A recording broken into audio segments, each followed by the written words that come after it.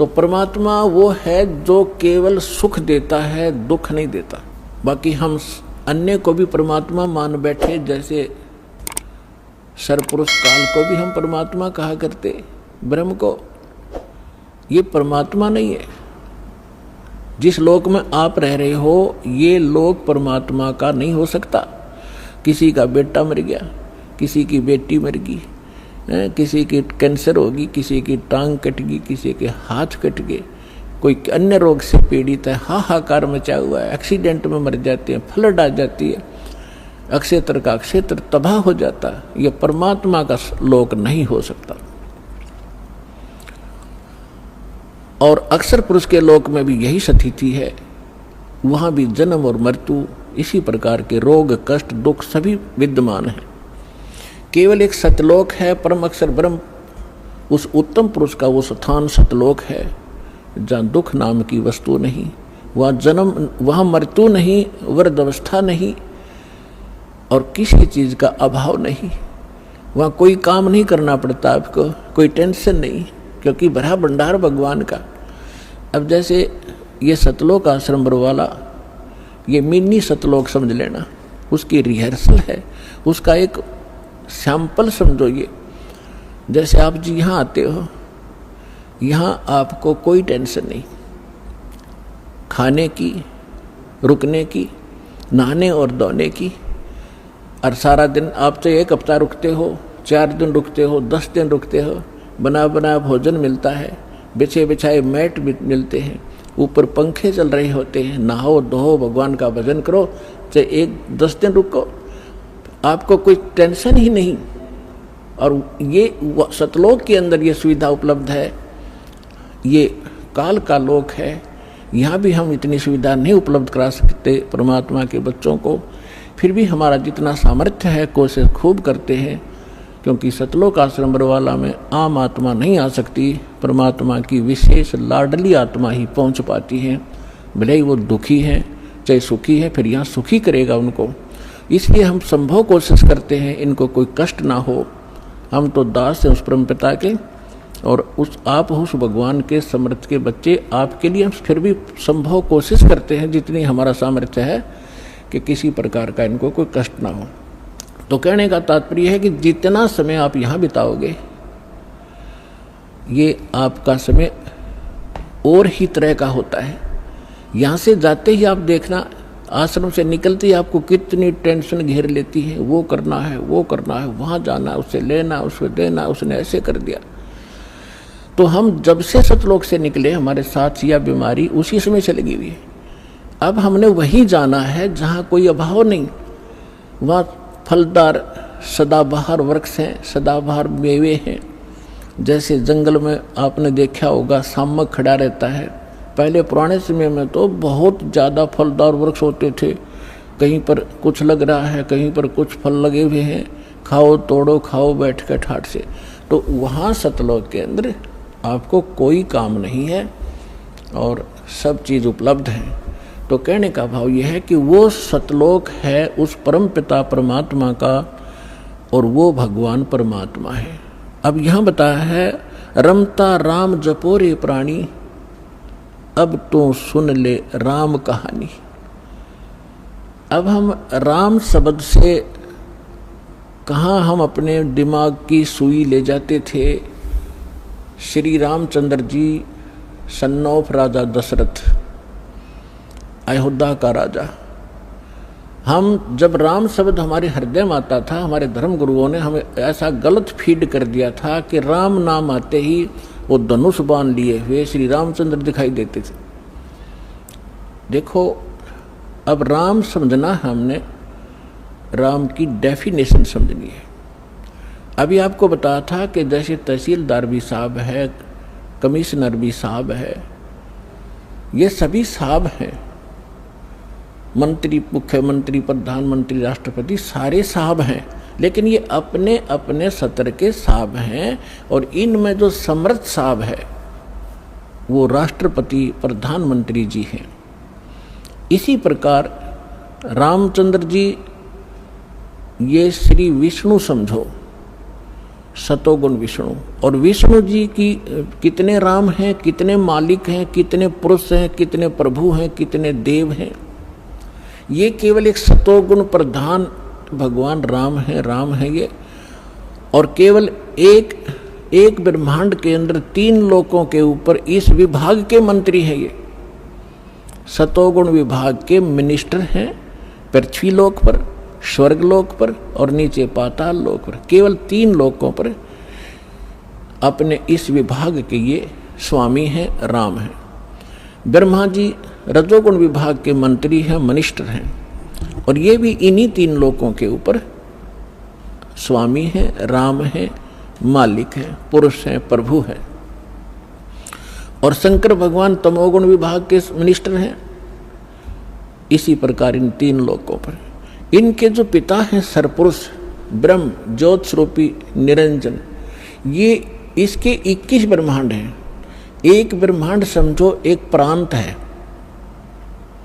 और ये प्रत्येक प्रांत में मुख्यमंत्री का, चीफ मिनिस्टर का रोल करता है। अपने 3 पुत्रों को ये प्रधानमंत्री, ये मंत्री बनाकर रखता है। मुख्यमंत्री, मुख्य मीन यहाँ वाला मुख्यमंत्री नहीं, यानी अन्य से जैसे देव और भी हैं, जैसे जल का देवता वरुण है और धन का देवता कुबेर है, ऐसे ये अलग अलग जो और देवता हैं, जैसे सूर्य प्रकाश स्रोत का देवता भगवान प्रभु सूर्य है। सूर्य ये आग का गोला नहीं है, एक देव है जो इन प्रकाश स्रोतों का स्वामी है। जैसे बिजली मंत्री होता है, बिजली मंत्री, विद्युत मंत्री वो कोई पत्थर का नहीं होता, या कोई वो बिजली चमकती हुई नहीं होता, वो एक इंसान होता है, उसके कंट्रोल में बिजली विभाग होता है। इसी प्रकार सूर्य देव ये नहीं है जो सूर्य चमक रहा है, इनके ऊपर कंट्रोलर है सभी सूर्यों पर। इस ब्रह्मांड के अंदर भी कई सूर्य हैं, एक नहीं, और ऐसे ऐसे बहुत से और भी प्रकाश स्रोत हैं चंद्रमा की तरह, तो उन सब का कंट्रोलर वो है। ऐसे तो कहने का भाव ये है कि ये केवल 21 ब्रह्मांड का स्वामी है सरपुरुष, और अक्षर पुरुष 7 संग ब्रह्मांड का राम है, 7 संग ब्रह्मांड का स्वामी है, मालिक है।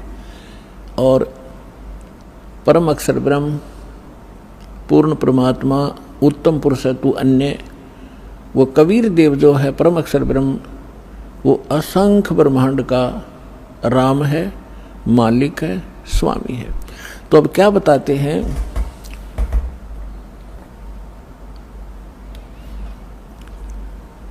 रमता राम जपो रे प्राणी, अब तो सुन ले राम कहानी।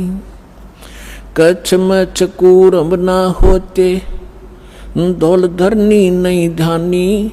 चंद सूरज 2 दीपक ना थे पवन और पानी। भाई कच्छ मच्छ ये कूरम ना होते, धौल धरनी नहीं धानी। चंद सूरज 2 दीपक ना थे पवन और पानी।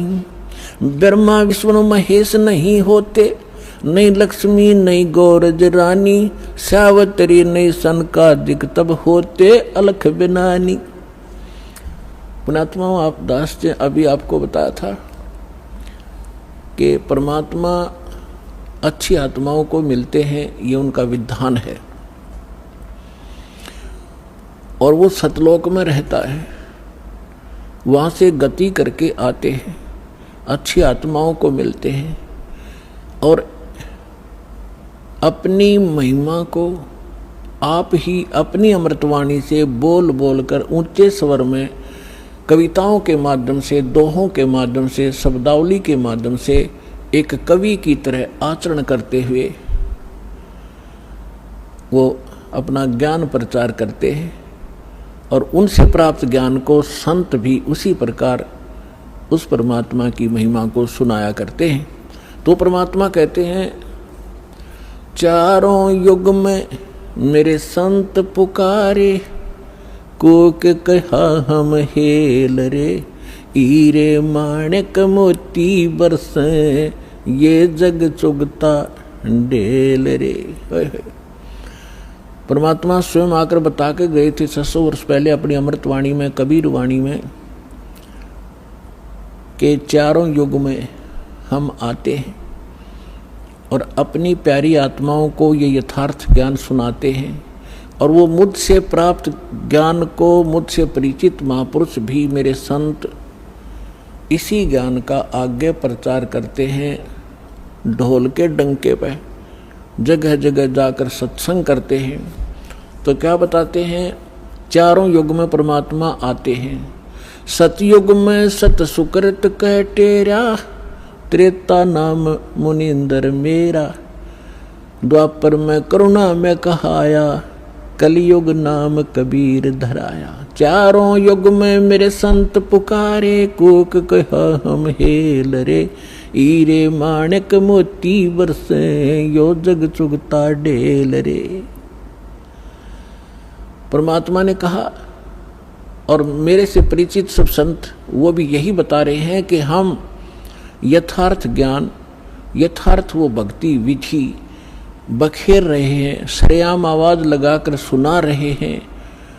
आप हमारे इस ज्ञान को ना सुनकर जो हम सत साधना रूपी और सत ज्ञान रूपी हीरे और मोती आपके ऊपर बरसा रहे हैं, आपके सामने डाल रहे हैं, आप ठुकरा कर चल देते हो और आप आन उपासना करते हो अन्य देवताओं की, जो शास्त्र विधि को त्याग कर मनमाना आचरण है, जिसके विषय में श्रीमद् भगवद गीता अध्याय नंबर 16 के श्लोक 23 और 24 में कहा गया है कि शास्त्र विधि को त्याग कर जो मनमाना आचरण करते हैं अर्जुन, उनको न तो कोई सुख होता है, न उनकी सिद्धि होती है, और न ही उसको कोई गति होती है। व्यर्थ, यूजलेस।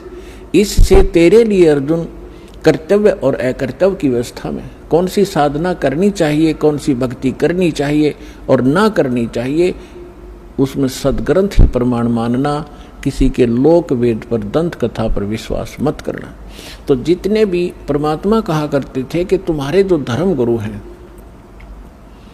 कबीर परमेश्वर जी कहा करते थे कि तुम्हारे जितने धर्म गुरु हैं ये गलत ज्ञान प्रचार कर रहे हैं, तुम्हें सत्य भक्ति नहीं बता पा रहे हैं, और हम सत्य भक्ति बता रहे हैं, तुम इनको ठुकरा करके वो साधना कर रहे हो जो ना तुम्हें सुख दे कर सकती है, ना तुम्हारा भविष्य में आने वाले आपदाओं को नहीं टाल सकती है।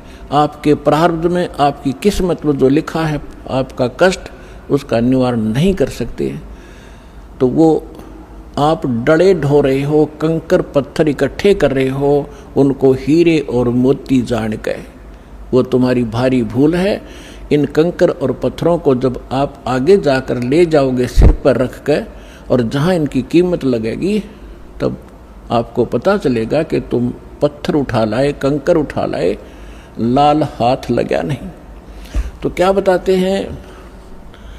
चारों युग में मेरे संत पुकारे, कूक कहा हम हेल रे, हीरे माणिक मोती बरसे, ये जग चुगता ढेल रे।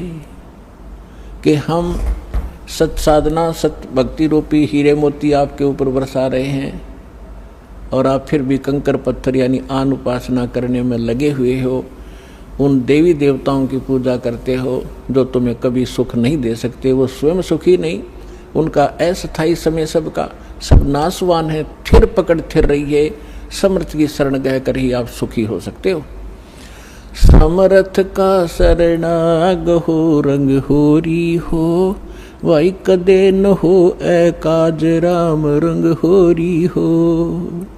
कहते समर्थ की शरण पकड़ो, ग्रहण करो, फिर कभी भी आपके ऊपर कोई आपदा नहीं आवेगी, यदि आप मर्यादा में रहोगे। पर भी लेन जात है दुनिया, हमरा ज्ञान किने ना सुनिया। परमात्मा कितने दुखी होकर कहते हैं कि तुम पर भी लेन जाते हो, वहाँ पर कहीं पर कोई कुंभ का मेला लग जाता है, उस जोड़ में, तालाब में, जिसमें गधे भी ना नहावे, बड़े पानी भी ना पिए, और उसमें तुम नहाकर कल्याण समझते हो अपना। तुमसे पहले वहाँ मछलियाँ, मेंढक सभी विद्वान रहते हैं, उनका मोक्ष नहीं होता। अपने सदग्रंथों का आधार मानो और संत महापुरुष जिनको भगवान मिले उनकी वाणी को आधार मानकर साधना कीजिए, तभी सफलता होगी। तो भगवान कहा करते कि पर भी लेण जात है दुनिया, और हमरा ज्ञान किन्हें ना सुनिया। तो यहाँ क्या बताना चाहते हैं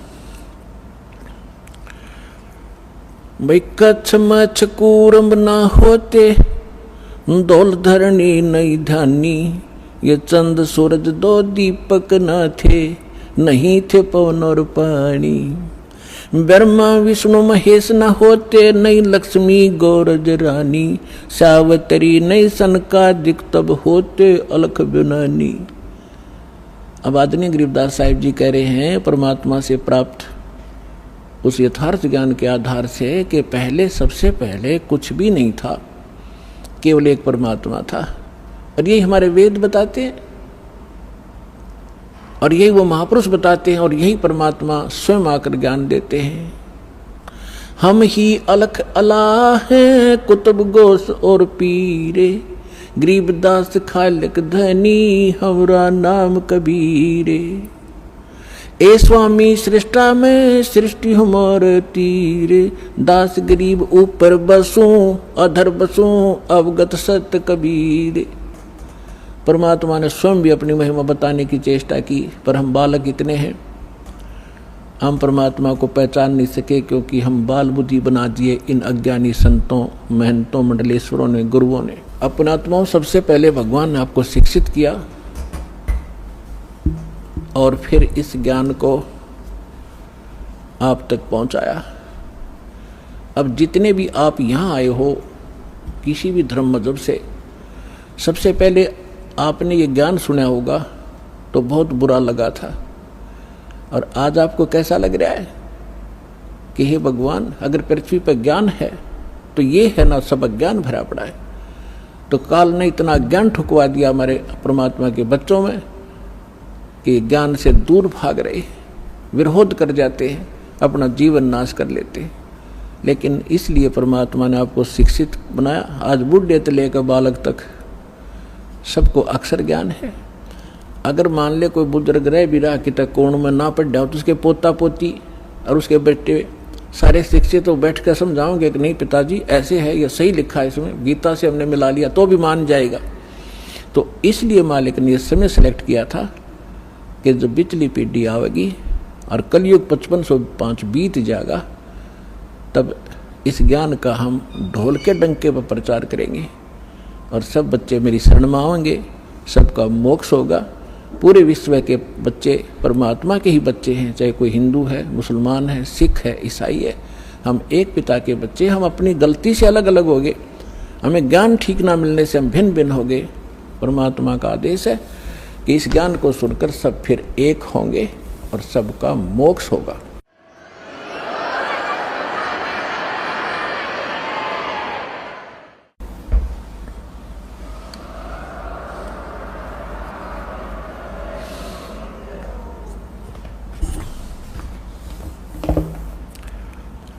अपने आत्माओं,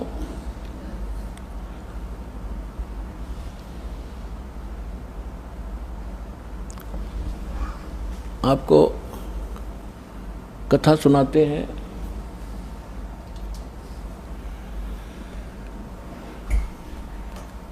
परमात्मा जैसे परमात्मा की महिमा वेदों में लिखी है, और वैसे तो पूरा विश्व वेदों के ज्ञान को नकारा नहीं करते। केवल एक पंथ है और उस पंथ की जो ब्रांचें हैं वो ही अपनी मंदबुद्धि के कारण ये कहते हैं कि हम वेदों और गीता को नहीं मानते। हमारे गुरुओं का ज्ञान तो वेदों और गीता से ऊपर का है। जब दास ने उस पंथ के यानी राधा स्वामी पंथ के प्रवर्तक श्री शिवदयाल जी महाराज, आगरा के रहने वाले, जो जिसे राधा स्वामी पंथ चला बताते हैं, जो इनका प्रमुख है, उसका ज्ञान पढ़ा और फिर वेदों से देखा, संतों की, महापुरुषों की वाणी से देखा, उसने कख भी पता नहीं अध्यात्म मार्ग का। और उसके अनुयायी नु कहते हम तो वेदों को और गीता को नहीं मानते, हमारा ज्ञान तो इससे ऊपर का है।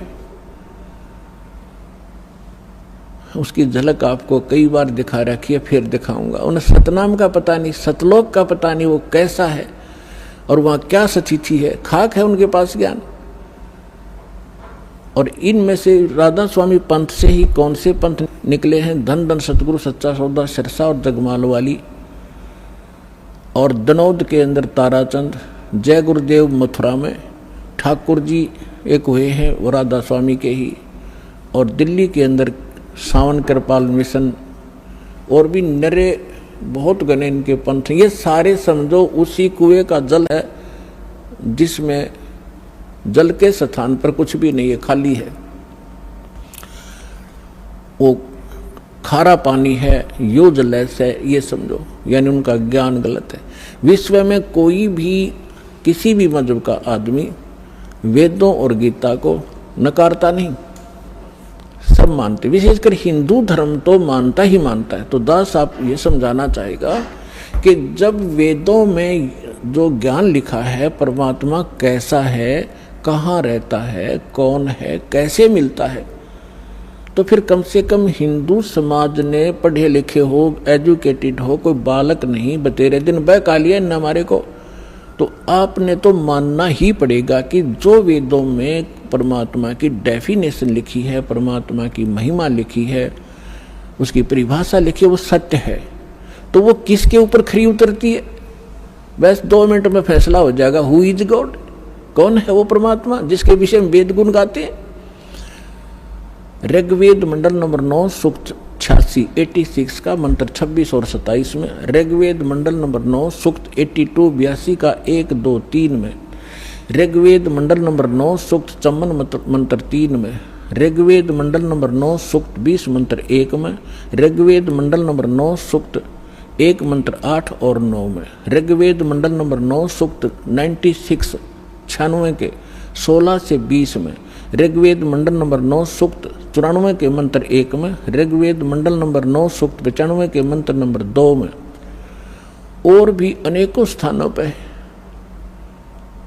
इसमें क्या लिखा है कि वो कबीर देव, कबीर साहब, कबीर भगवान वो ऊपर सतलोक में, अमरलोक के तीसरे भाग में वहाँ बैठा है, सभी ब्रह्मांडों के ऊपर। भवनो सर्व भवनो ओपरी तिष्ठति, सभी ब्रह्मांडों के सभी भवनों के ऊपर विराजमान है, और वो सिंहासन पर बैठा है जैसे राजा होते, राजा बैठते हैं, राजा के समान है देखने में, मनुष्य सदृश है। और वहाँ से गति करके आता है।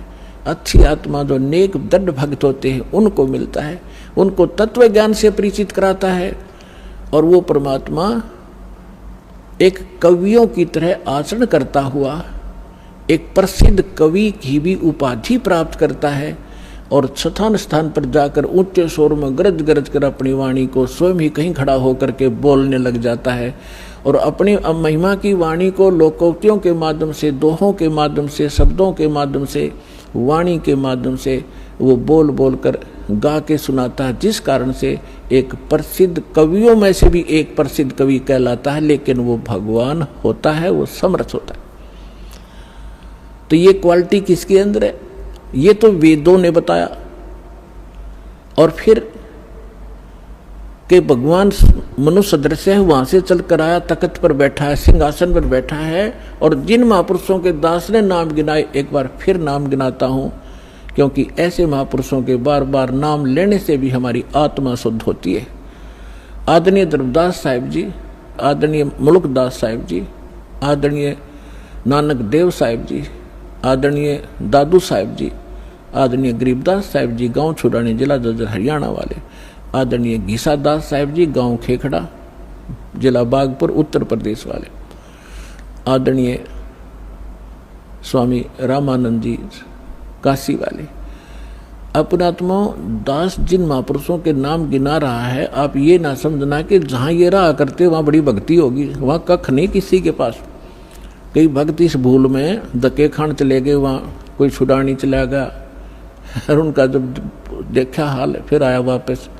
तो पुण्यात्मा क्योंकि हम पहले या भटक चुके हो, अब बार बार ना भटकना, इसलिए दास आपको आगाह करता है। ये संत महापुरुष खड़े हुए, लेकिन वो भी उस महापुरुषों के इस ज्ञान से परिचित नहीं है। इन महापुरुषों ने फिर यही बताया। क्या बताया? जैसे नानक साहब ने कहा, धर्मदास जी ने तो कल में तोड़ रखी है, पूरा कबीर सागर लिख रखा है भगवान कबीर साहब के बारे में कि ये पूर्ण परमात्मा है। मैंने सचखंड में जाकर देखा, वहाँ सिंहासन पर विराजमान थे, बड़ा तेजोमय शरीर था इन्हीं का। फिर वही मुझे फिर यहाँ मथुरा में मिले दोबारा आकर के, लेकिन यहाँ उनका तेज इतना नहीं था जितना सतलोक में था।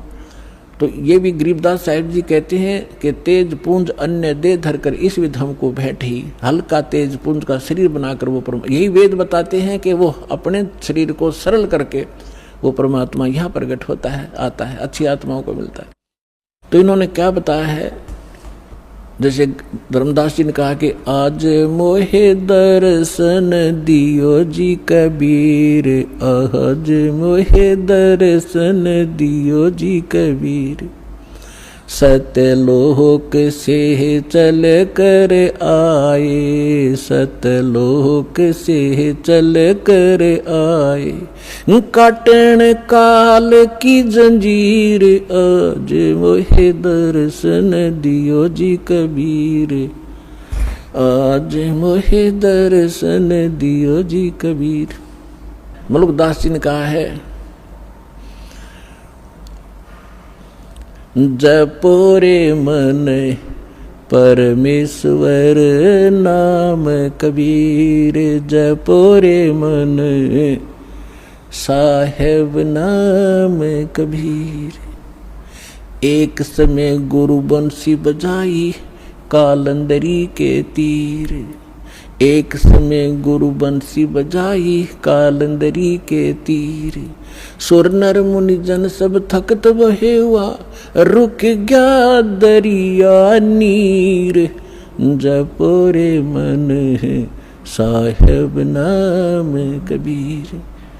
दोनों दिन का झगड़ा ठन गया, दोनों दिन का झगड़ा ठन गया, टोहा ना पाया शरीर, जपो रे मन साहेब नाम कबीर।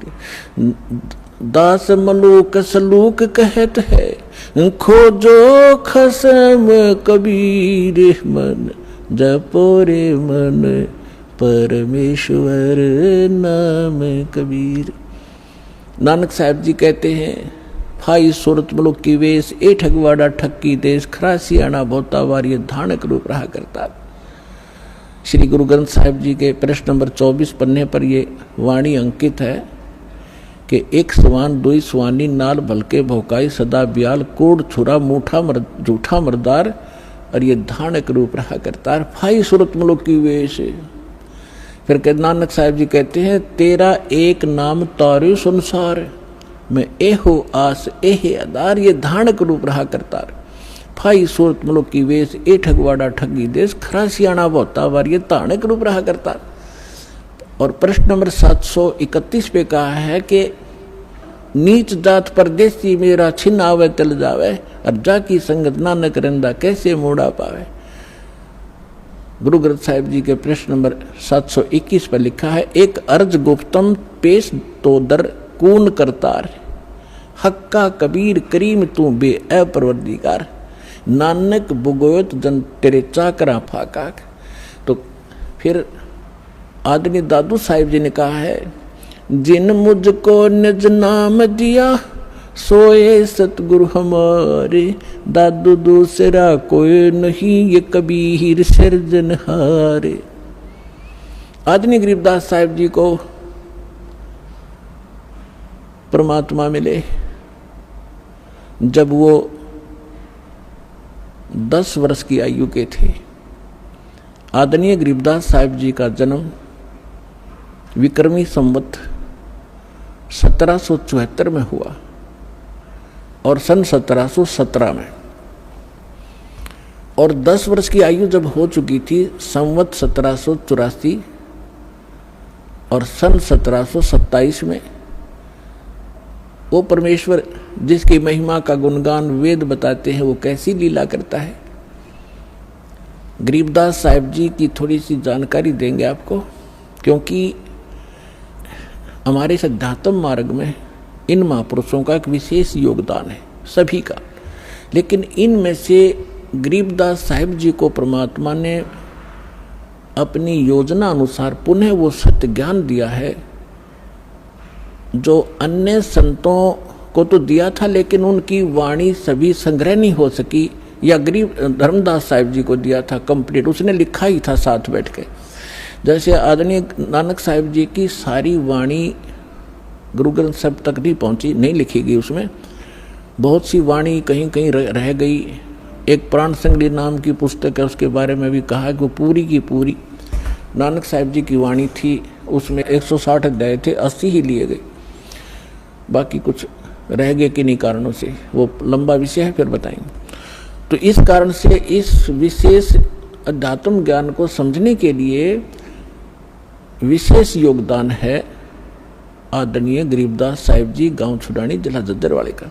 क्योंकि परमात्मा को मालूम था, जैसे काल ने कहा था कि आप कबीर नाम से अपना ज्ञान प्रारंभ करोगे और मैं आपके ही मार्ग में, आपके ही पंथ में अपने 12 दूत भेज दूंगा, आपके ज्ञान को खराब करेंगे और कबीर पंथी को आया करेंगे, नाम सारे गलत देंगे, तेरे ही अनुयायियों का मैं भट्ठा बैठाऊंगा। तब परमात्मा ने कहा था ठीक है, तो अपना काम करिए, मैं अपना करूंगा। फिर परमात्मा ने कबीर सागर के अंदर कबीर बानी एक चैप्टर है, उसके पृष्ठ नंबर 134, 35, 36 और 37 पे यह स्पष्ट किया है कि गरीबदास जी का 12वां पंथ होगा। संवत, उसमें गलती से संवत 1775 लिखा है, वहाँ 74 होना चाहिए, मिसप्रिंट है, कि उसमें जो आएगा भक्त संत, जो उसका मुखिया होगा, उसके माध्यम से मैं अपनी महिमा की वाणी को पुनः प्रकट कराऊंगा। लेकिन उस गरीबदास पंथ वाले भी उससे परिचित नहीं होंगे, असंग जन्म तक वो मेरे इस ज्ञान को समझ नहीं सकेंगे। जैसे काल ने कहा था, 12 पंथ करूं मैं साजा और नाम तुम्हारा ले करूं आवाजा।